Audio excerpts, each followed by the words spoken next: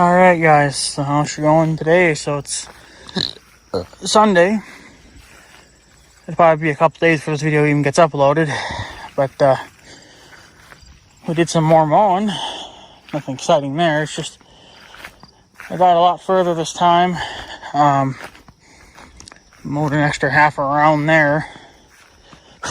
So I managed to find one stump. I think there's another one in here somewhere. There's a really tiny guy, so I won't be cutting that anytime soon, but I managed to find, of course that's not going to be too hard to find, but I found that big stump. There used to be a tree there, cut it down. I just tried to mow around it best I could. There's lots of trash and stuff in here, and you gotta, you know, with time, clean it up, get rid of what you can, and yeah, so even in here you got a big log laying right here. So, and then I found another stump over here. So I'm opening this up. I've never mowed past here because of the stumps, but I'm pretty positive somewhere there might be a stump in there. I'm not really sure though, but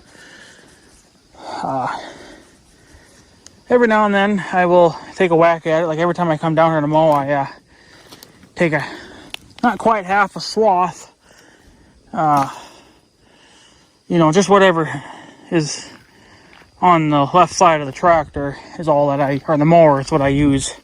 The grounds are still a little spongy because the grass is trying to grow back through now.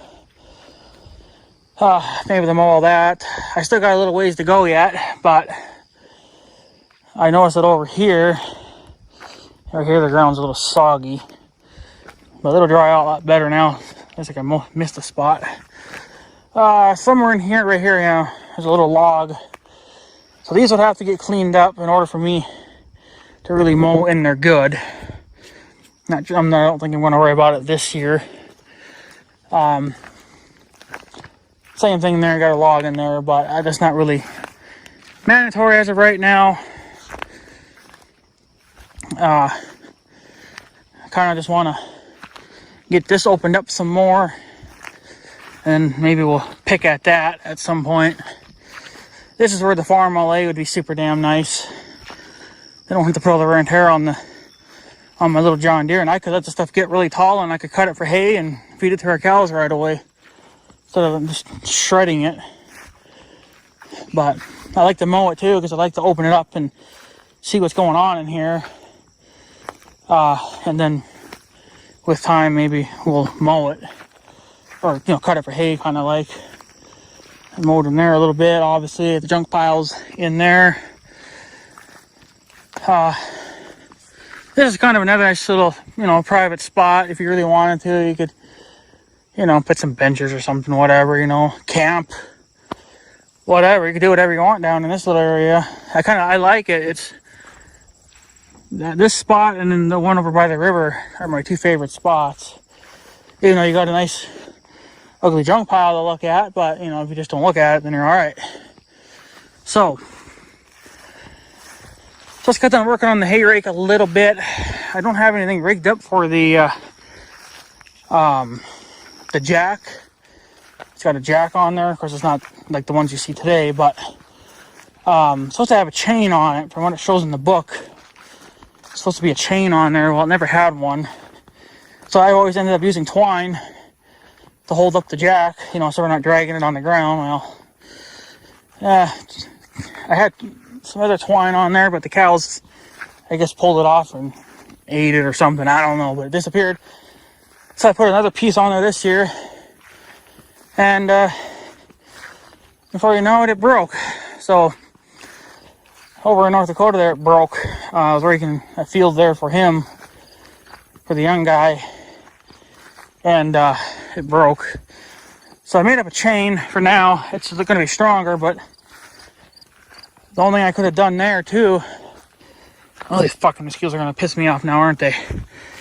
Is I had to just put a regular hitch pin in, well, not like a like a really tiny pin to latch the two chains together. I was going to use a hook, but it would just slide on the chain, especially if it got too rough.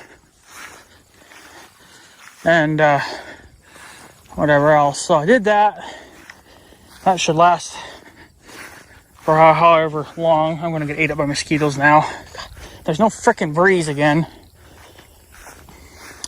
Sun's been out all day, which is good, but it sucks because the bugs like to bother you. So as you can tell, the hay has been baled. I had pretty much, we flipped this, or I flipped it. We did that quite a few days ago too, and it was just having a hard time drying out. We just weren't getting the weather we needed. We weren't getting the sun like we needed. So it was really hard to get things to dry out, but luckily we got them to dry out just enough to bale. The young guy said that in some areas the bales are going to be a little tough. So he says that bales are going to have to sit for a week or two to, dry out and settle and do what they got to do a little bit before we can pick them up and move them. Of course, with the sun beating down on them, that's going to do a lot of drying for them. But ones in the shade are going to have a little bit of a rougher time. But if we just get a freaking breeze going through here, it'd be good. So yeah. So like I said, we had a hard time getting the stuff to dry out. There's just a bale right on my trail. I guess I'll have to try to move it, I guess. But yeah. So how many bales did we get? Well, guys, we did break our record from not last year, but the year before. If you remember that year, we got 134 exactly. You want to guess how many we got this year? It's not a big number, but it's a little bit better. It's actually better. It's it's over the goal that I wanted. I was hoping for at least 130. So we could get some decent amount of bales. Well, 140. I know you guys are going to be like, wow, that's nothing. Yeah, that's kind of a big deal here because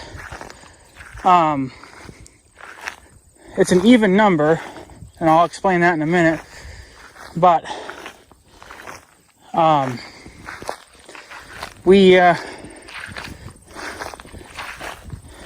our hay, this is the best I've seen our ground do in a number of years.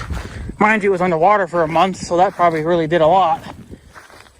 I think the problem with that too is that it made the grass awful tough. Because it was really thick and matted down. Some areas, it looked like it couldn't even, it looked like it didn't even cut it. Like right here, you got like these little rough spots where it looked like it didn't really even cut it. But it did. And more or less just chewed it than anything else. But you got that every now and then because it's such a thick area. So, yeah, 140. And it sounds like the young guy is, he's going to split this 50-50 instead of the 60-40. Now, he would get 60% and we would get 40%. But he figured, since I did I did a lot of the work of, raking about, I don't know, 98% of this. The only thing that I didn't rake was that little 12-acre piece over there, because that stuff was so thin. It dried out within just a few hours, pretty much. So, but,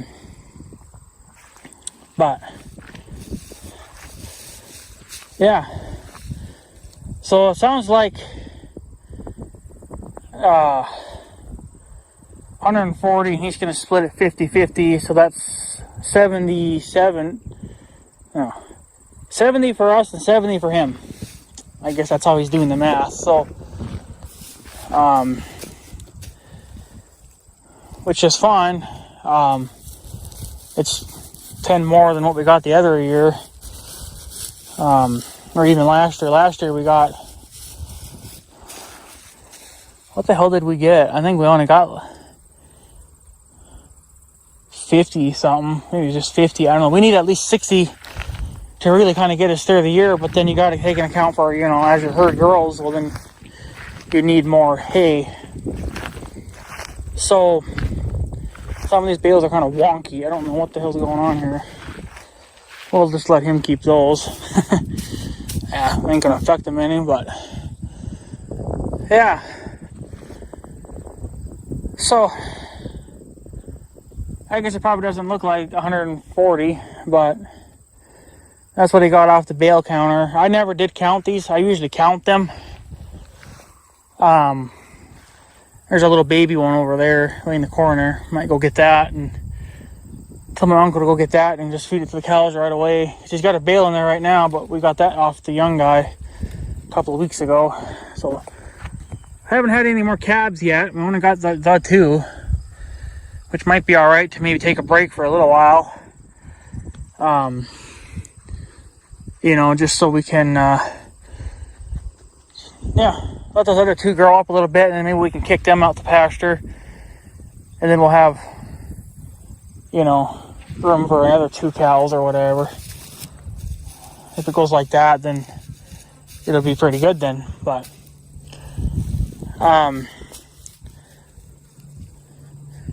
yeah. There's 140 bales out here. So, not bad at all. That's probably the best I've seen in years. And you can tell, I did a hole there. You can even tell the grass is starting to grow back. I wish if I could get the farm all up and running in time, I might be coming down here and cutting again, and then we'll just feed it loose. Now you can tell I cut the fence line. I'm not done. The young guy doesn't want to cut it, and he says it would be all right if we took it in halves, because in the center there's a little bit of a ditch there, and he doesn't want to send his mower through it, or its baler or tractor or anything. Well, I think that bad, I don't think, but his stuff, whatever. So look at a chunk of foam there. So I gotta get to some shade or something here. But yeah, we got 140 bales off this sumbitch, and not bad. So I just stopped up to that little dead bush there. I can go up to the next dead bush, but I'm getting low on fuel, so I had to quit and I gotta go get more. Well, I mean, I gotta fill up, but I need this to dry out and break down. And then I gotta mow this again, because I mowed it with my deck all the way up because it was just too much. And there's actually like alfalfa and stuff in there. And I'm not gonna leave it because it doesn't look nice. I want clean fields. And yeah, now if I had the farm all up and running, I would just cut it with the sickle bar. I just cut it and be done with it. So that's the plans in the future. But I'm gonna let that, next time I mow, I'm gonna come back down here, chop it again, You know, make it look a little nicer because there's still some junk sitting up. And then I'm going to work on the next little section. I'm going to go up to that next little bush and then shred that down. And I think I should be able to go up to that next big bush. And I think that's about as far as I can go for now, for this year, until I decide I want to clean more of that out. But I have to clean these out and then cut those little bushes down. So then if he does decide to, you know, cut it finally, they don't have to hit bushes. It'll be level with the ground or a little bit below. But it'll look nicer once it all rots down and I'm able to cut it once again and, you know, make it look a little nicer. But I will go a little more yet. But fuel gauge was saying I was getting low on fuel and I didn't want to run it bone dry. So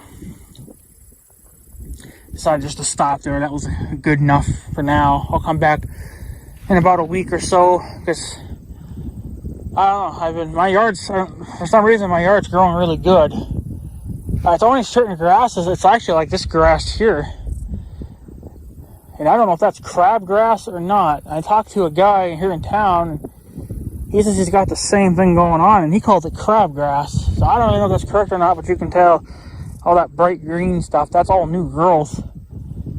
And that's what's growing in my yard. And it within 4 days, it's 3 feet tall and you got to cut it again. So all the rest of my grass is dying off except the crabgrass. So it sounds like maybe I should just reseed my grass to some crabgrass. Maybe I'd get some really good, nice green grass. But I don't want to be mowing every 2 days.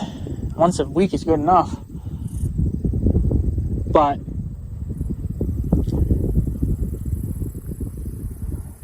no, can't complain. It's been a bitch getting it, but the only problem that we were really having was just that it wouldn't dry out. We just weren't getting the weather that we needed to get it to dry out, and then some of the windrows were just so damn thick that I don't think they were ever going to dry out, you know, to begin with. They'd have to sit for another week, but we ain't got that kind of fucking time, so yeah, so I got the rake going, and well, it's been going for a couple of years now, but I flipped pretty much everything, and then it sat for a couple of, maybe an hour or two, and then we baled it, even though even after 2 hours it still wasn't really dry, but we managed to get him into a bale. Once they're in a bale like this, then I'm not worried about them because they will dry out a lot quicker if it rains and less likely to spoil, you know, or get rotten or anything like that. There's a less chance of that now. So it's just pretty much when they're in a windrow is when you're, you know, shit can go south really quick if you're not careful. But they're talking rain tomorrow, but only a 30% chance. I still think I'm going to leave the door off the damn tractor because you guys will see that video. I ran to North Dakota with Dakota. I raked that one field for him. I was supposed to just do the outside 4 rounds, but we flipped them over and then they sat for about an hour and then we baled them, but then everything else in that field was ready to go. So then he was wondering if I would just put 2 into 1 so then he could just, you know, hit road gear and go. And I was about halfway into road gear. I was in low 3. Normally I do low 2.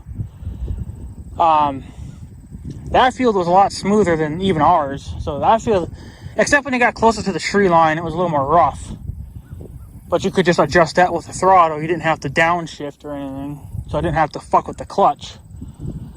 But here, I don't know, this field used to be smooth, but it's getting so damn beat up. But I probably could do low 3, but I don't know, you'd be rocking it so hard. I'd have to have a dual on, I think, to take some of the bounce out of it. But he wants me to rake. There's another field there on North Dakota side in that same area. It's just right across the street across the road from what we just did. That's a much bigger field. I swear it's about half of this, you know, If not, maybe slightly bad. I don't know. It's about this probably. I don't know. It's a big, good size piece. But we checked it last night, and it was, that grass is, she's awful thick in there, so it was not drying out worth a shit. So he was wondering if I would come Monday with the rake and flip the end rows over, so at least we could maybe bale them up and get them out of the way. And then probably end up doing the rest of the field too. But I don't know. Well, I think I might run over there tonight to that field and check on it, see if it's even done any fucking remotely drying. I highly doubt it because the minerals are so freaking thick.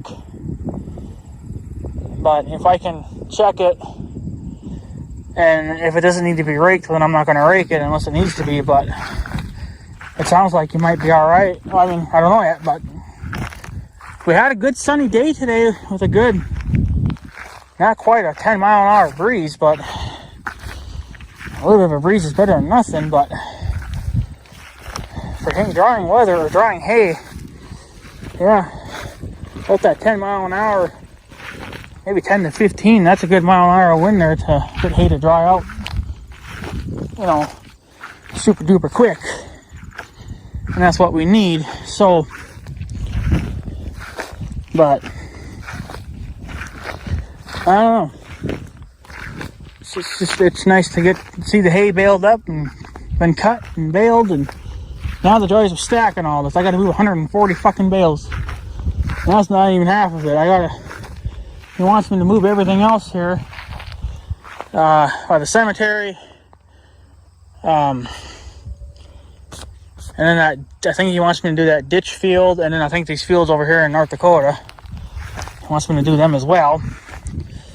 So, but yeah, so this is that grass that's growing back really nice, even though it's kind of spotty. But if it grew even a foot, I'd probably cut it again myself with the little farm all. I'd probably just, pick wherever it was the best and then cut it and then rake it into a windrow and then pick it up and then just go straight to feeding it, not even obviously bale it or anything, just feed it loose. That way they don't really have to dip into these. So, but yeah, I don't know. It's yeah, we got some good hay this year. I'm not complaining too much. It just sucked that I had to do so much raking to get the shit to dry out.